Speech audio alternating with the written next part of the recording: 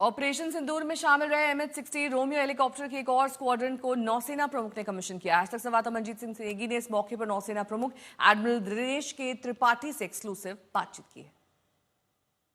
किस तरह से आप इसको देखते हैं, खासतौर से इसकी एक स्क्वाड्रन पहले कोच्चि में स्थापित हो चुकी है और ये स्क्वाड्रन किस तरह से भारतीय वायुसेना की जो एयर पावर है उसको बढ़ाएगी? देखिए, मल्टी रोल हेलीकॉप्टर्स जो होते हैं वो उनको एक तरह से हम फ्लाइंग फ्रिगेट कहते हैं नेवी में, क्योंकि ये मल्टी रोल जैसा नाम है इनका, ये एंटी सबमरीन वॉरफेयर भी कर सकते हैं, एंटी सरफेस वॉरफेयर भी कर सकते हैं, सर्वेलेंस मिशन भी कर सकते हैं और ज़रूरत पड़ी तो सर्च एंड रेस्क्यू भी कर सकते हैं। और शिप से ऑपरेट करके ये जो शिप की जो मारक क्षमता है, शिप की जो कॉम्बैट रेडीनेस है, उसको कई गुना बढ़ा देते हैं। तो हमारे लिए बहुत खुशी की बात है कि हमने ये 24 MS-60R रोमियोज इंडक्ट जो कॉन्ट्रैक्ट हमने साइन किया था, उसके हिसाब से हमारी जो इंडक्शन प्रोसेस है वो ऑन है। जो 2024 मार्च में हमने एक स्क्वाड्रन जो कमीशन किया था कोचीन में, वो ट्रेनिंग स्क्वाड्रन था। ऑब्वियसली सबसे पहले ट्रेनिंग जरूरी है, जिससे कि जो पायलट्स हैं और उनके जो मेंटेनर्स हैं उनको अच्छी तरह से सीख मिले, जिससे कि जब ये हेलीकॉप्टर्स कॉम्बैट प्लेटफॉर्म से जाके उतरें तो पूरी तरह से इफेक्टिव हों फ्रॉम डे वन।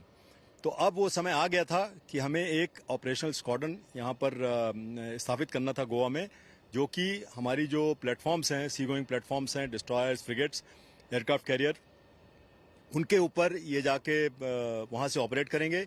और ये ऑपरेशनली जो हमारी फ्लीट की क्षमता है उसको, चाहे एंटी सबमरीन वॉरफेयर हो, चाहे एंटी सरफेस वॉरफेयर हो और मैरीटाइम डोमेन अवेयरनेस, सर्विलेंस हो, उसको कई गुना बढ़ाएंगे। पश्चिमी सरहद पर चाहे हमारे युद्धपोत जो तैनात हैं, और अब एयर डोमिनेंस की हम बात करें, जो हमारे एयर एसेट हैं, आज जो MS-60 रोमियो हेलीकॉप्टर हों और हमारे जो एसेट हैं, उसकी तैनाती से कितने आश्वस्त हैं आप निगरानी को लेकर?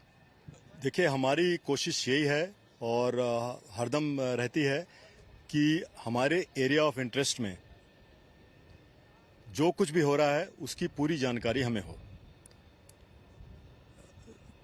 आपको पता है कि समुंदर 71% जो इस प्लेनेट का है उसमें 71% समुंदर है। तो बहुत सारी चीज़ें, बहुत सारे देश, बहुत सारे प्लेटफॉर्म्स ऑपरेट करते हैं कई कारणों के लिए, लेकिन हमारे एरिया ऑफ इंटरेस्ट में हमारी ये पूरी कोशिश रहती है कि 24/7 हमें पता हो कि कौन कहाँ है और क्या कर रहा है और क्यों कर रहा है। और अगर कोई ऐसा कोई काम कर रहा है जो हमारे देश के लिए या हमारी आर्थिक व्यवस्था के लिए इनिमिकल है, तो उस पर फिर हम एक्शन भी लेते हैं और एक्शन हमने लिया भी है। तो मैं पूरी तरह से आश्वस्त हूँ कि हमारे पास कैपेबिलिटी है कि कोई हमारे एरिया ऑफ इंटरेस्ट में अगर कुछ कर रहा है तो हमें पूरी तरह से उसकी ज्ञानी है कि वो क्यों कर रहा है, और उसके बाद फिर हम एक्शन लेते हैं।